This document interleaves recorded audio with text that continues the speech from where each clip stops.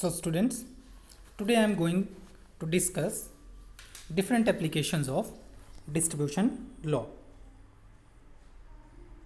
So different applications of distribution law are: number 1, in determining the solubility of a solute in a solvent. Secondly, to indicate or detect the presence of very small amounts of a solute present in a solvent, or this heading can also be written as distribution indicators. And third is in determining the extent of association or dissociation of a solute in a solvent.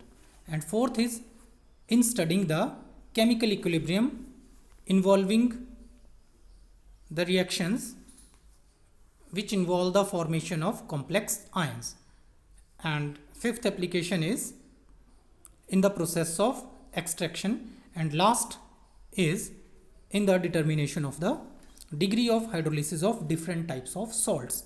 So we shall discuss them one by one, although out of these different applications, the fourth one that is in studying the chemical equilibrium involving the formation of complex ions, and in the process of extraction, and in the determination of hydrolysis of different types of salts. They are very important and they need separate discussion. So today I shall focus on first 3 applications, and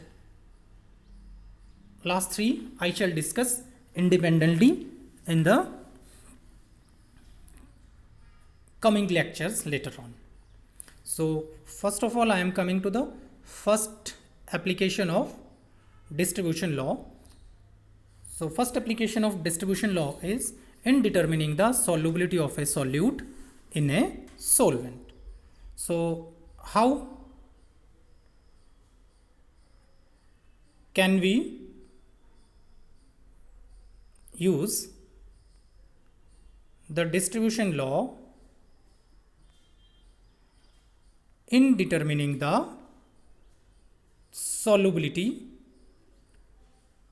of a solute in a solvent? We know that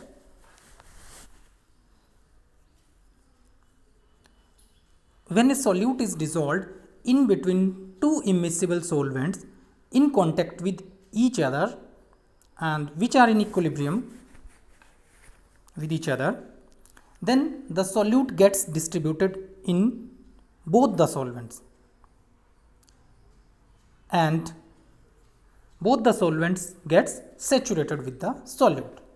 Now what I am saying, मैं कह रहा हूँ जब भी हम किसी solute को दो solvents में जो आपस में इक्विलिब्रियम में हैं और immiscible हैं,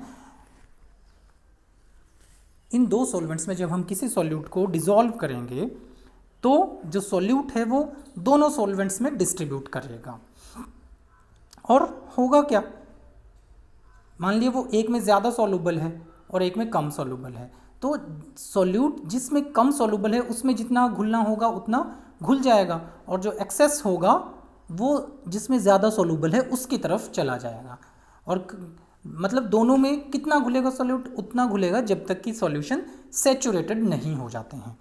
अब जब सॉल्यूशन सैचुरेटेड हो गए इक्विलिब्रियम पे, तो मैं क्या कहूँगा कि अब उससे ज़्यादा और नहीं घुलेगा।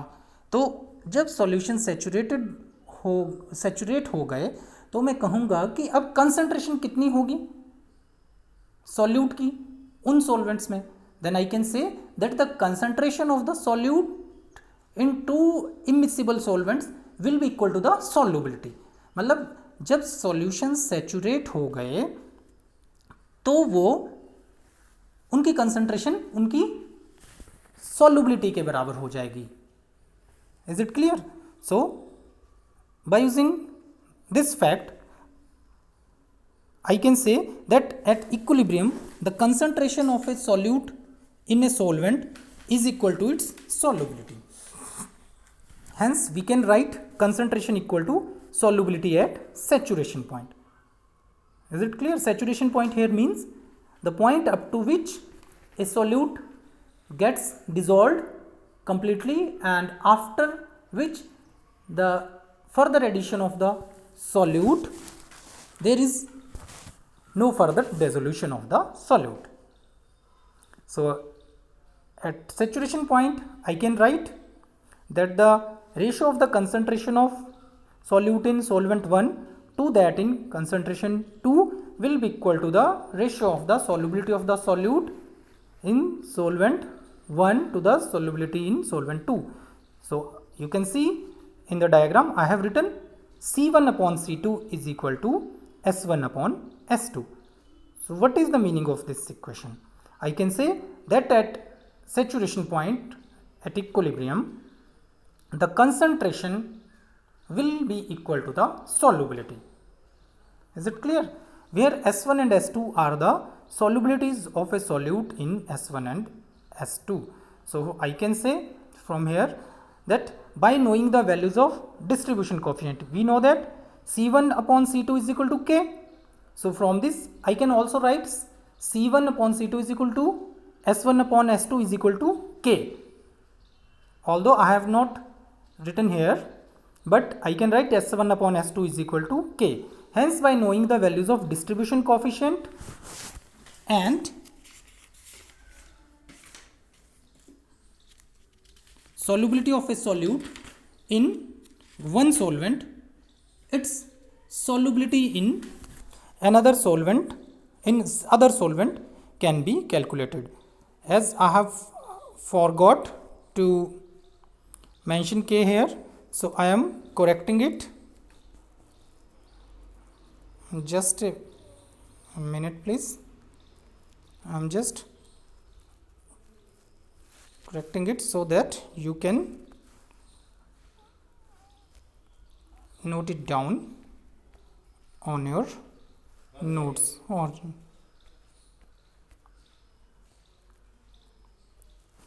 here C1 upon C2 will be equal to S1 upon S2 will be equal to K, that is distribution coefficient. So by using this equation we can determine the solubility. How?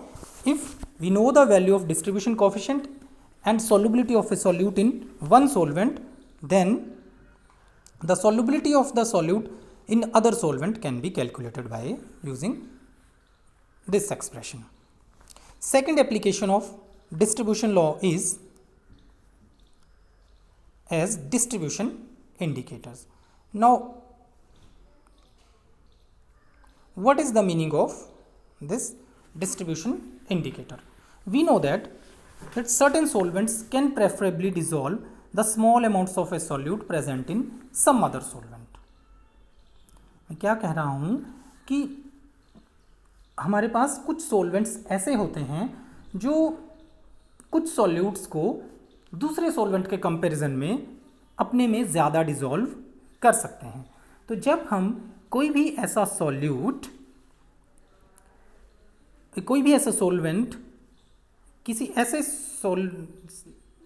Solvent में डालेंगे जिसमें कोई solute काफ़ी कम amount में घुला है, तो क्या होगा?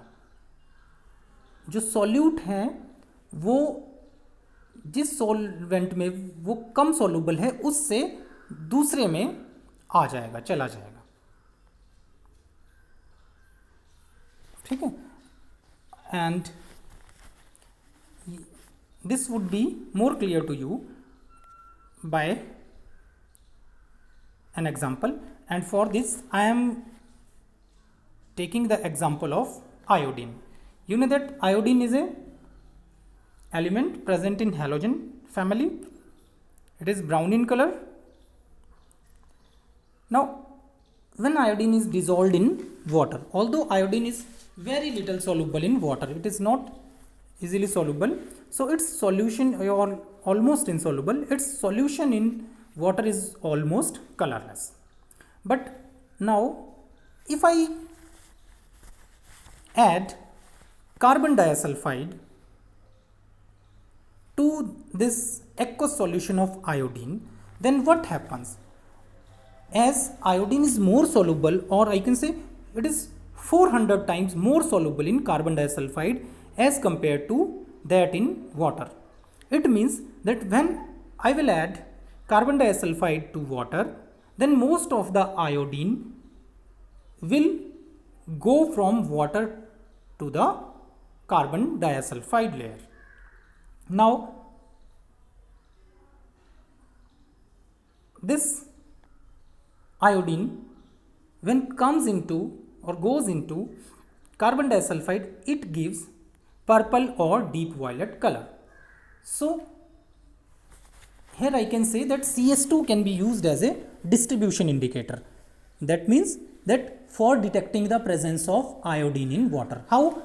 If on adding carbon disulfide to a aqueous solution of iodine, we get purple or deep violet color in CS2 layer, then I can say that iodine was present in the aqueous layer. And if on adding CS2 to the aqueous solution of iodine, we get no color or no deep violet or purple color, then we can say that water was not having iodine. So here CS2 is acting as a distribution indicator for detecting the presence of iodine in water. Is it clear? Now I am coming to another point. I told you that iodine is 400 times more soluble in carbon disulfide as compared to that in water. So I can say that if I consider this their concentration ratio, then I can say that ratio of the concentration of iodine in CS2 to water is 400. So I can say that the partition coefficient of iodine in CS2 and water is 400. Therefore, when a very dilute solution of iodine in water is treated with very little amount of carbon disulfide, then most of the iodine goes from water into the carbon disulfide and we get a violet color. This is what I told you earlier. So we can use CS2 to detect the presence of iodine in water. But what I am going to tell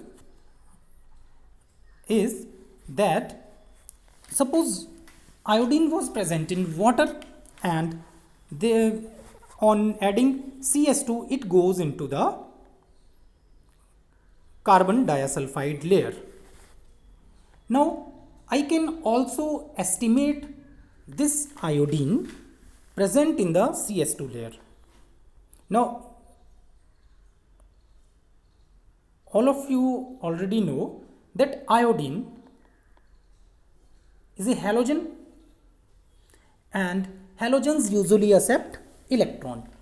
So it means if they accept electron, they are getting reduced themselves. So I can say that iodine is if it is getting reduced itself, then I can say that iodine is a oxidizing agent. So in order to quantify or estimate the amount of iodine in carbon disulfide, I can titrate it against reducing agent. Is it clear? So for estimating the amount of iodine, we generally use sodium thiosulfate, which is also called as hypo. And what is the formula of sodium thiosulfate?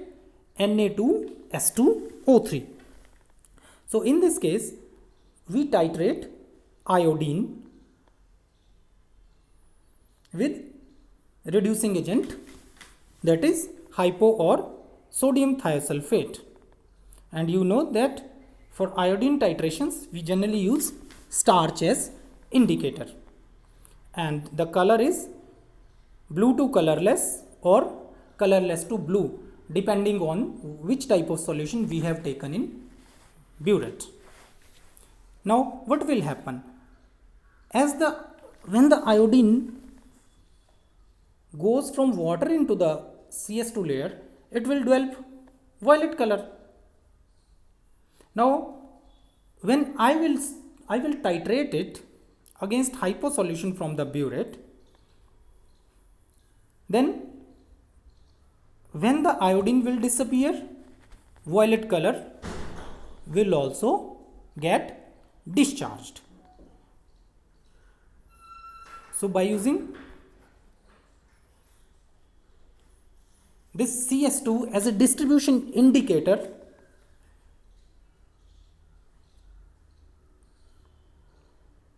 in iodometric titrations,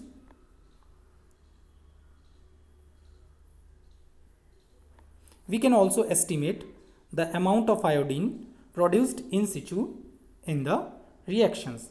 So we can say that carbon dioxide sulfide can be used as distribution indicator in iodometric titrations, in which iodine is produced in the reaction mixture itself. Now here I am going to clarify you one more point. I have mentioned here iodometric titrations. Now iodometric titration, the titrations of iodine are of two types, and among them one is iodometric and another is iodimetric titration. So what is iodometric titration? I told you that iodine is a reducing agent. Iodine is a oxidizing agent. So I can titrate it against a reducing agent. So if I directly titrate iodine taken from outside against a reducing agent like thiosulfate, what I am saying, that if I directly take iodine from outside, from the lab, and titrate it directly against the hypo solution or sodium thiosulfate solution, then that titration is known as iodimetric titration. But here I have mentioned iodometric titration. So what is the meaning of iodometric titration? Iodometric titration means the titrations in which iodine is produced in situ in the reaction mixture. Means iodine is produced inside the titration flask itself. Then the produced iodine is titrated against reducing agent like thiosulfate. So in iodometric titrations we can use CS2 as distribution indicator. So to further clarify, what is the meaning of distribution indicator? Distribution indicator means to indicate the presence of a solute by using some other solvent. So distribution law can be used for detecting or indicating the presence of some solute in a solvent. Now coming to the third application of distribution law is in determining the extent of association or dissociation of a solute in a solvent. Now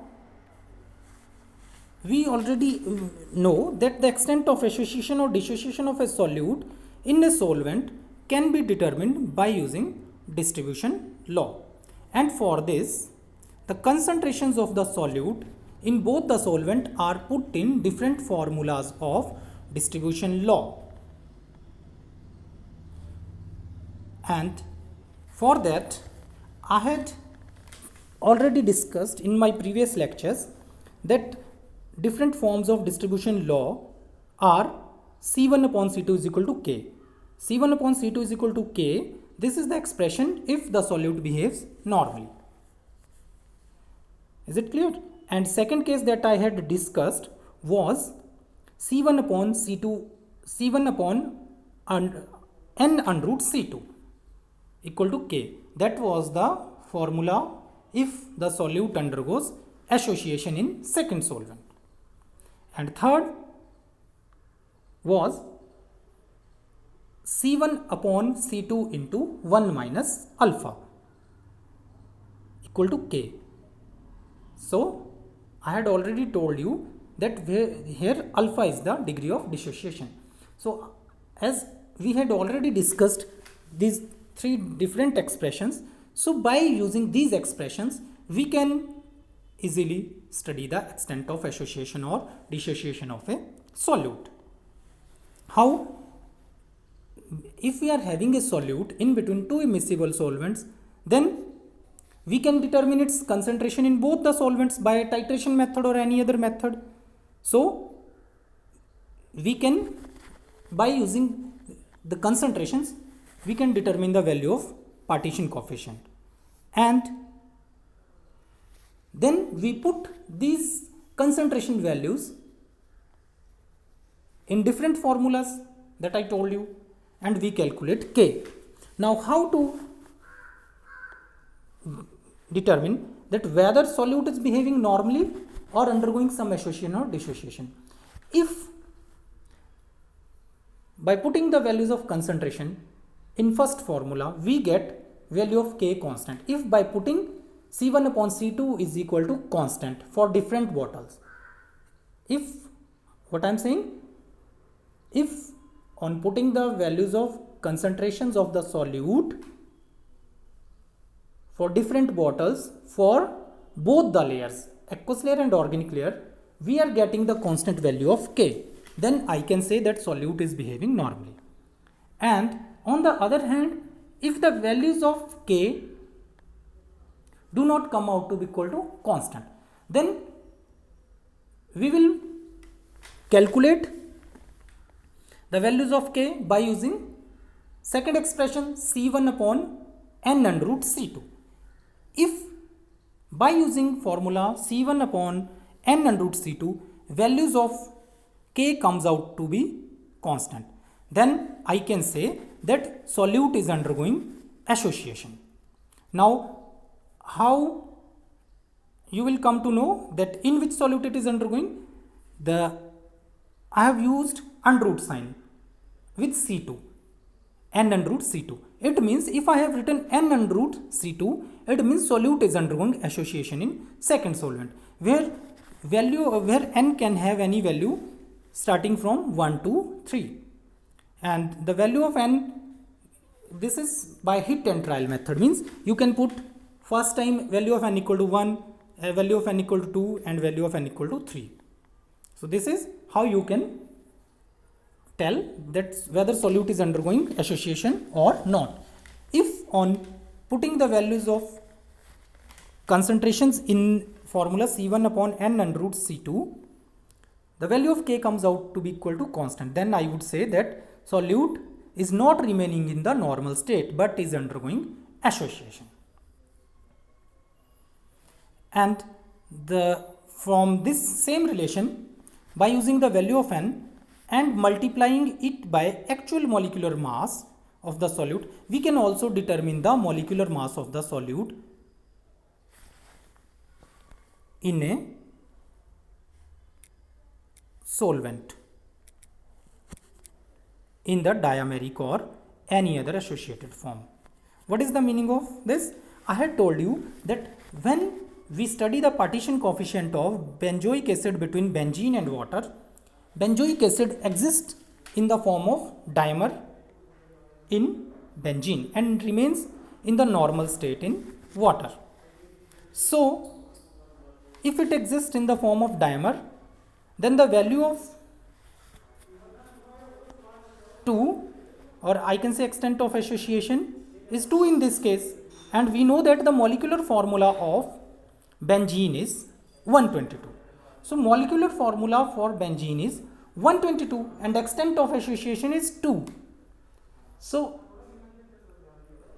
by multiplying n with molecular mass, I can tell the molecular mass of benzoic acid in diameric form or if any other higher form. This is the case for benzoic acid. If I am having any other solute which undergoes polymerization, then we can determine the molecular mass of that polymer also. Here I have used benzoic acid as it involves only combination of two molecules. So I can say that the molecular formula of the dimer formed by benzoic acid in benzene comes out to be equal to 122 into 2 equal to 244.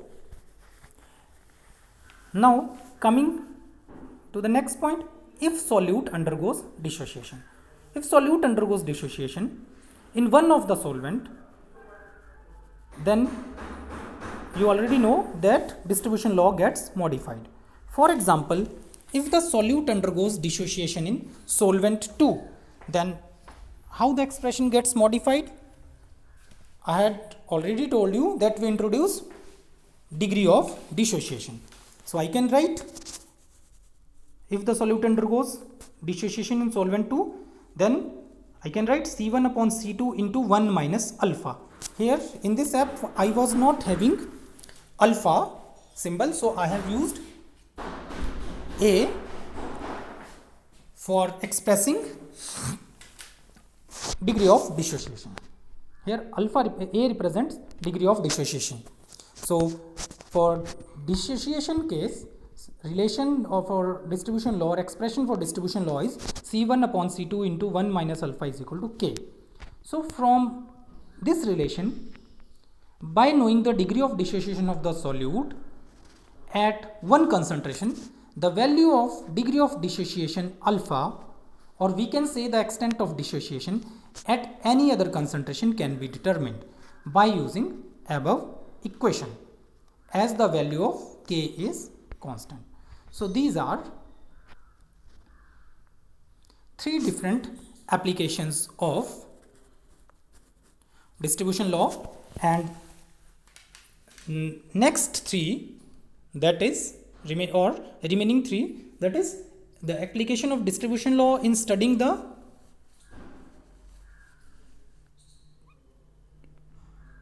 equilibrium involving the formation of complex ions, that I shall discuss in the next lecture, as it is important from practical point of view, so that needs a independent discussion. So I am not going to cover it here in this lecture. I will cover it in next lecture, and I shall also cover the process of extraction in next lecture also, as well as application of distribution law in hydrolysis. These three different applications that I mentioned, they are important, so I shall discuss them one by one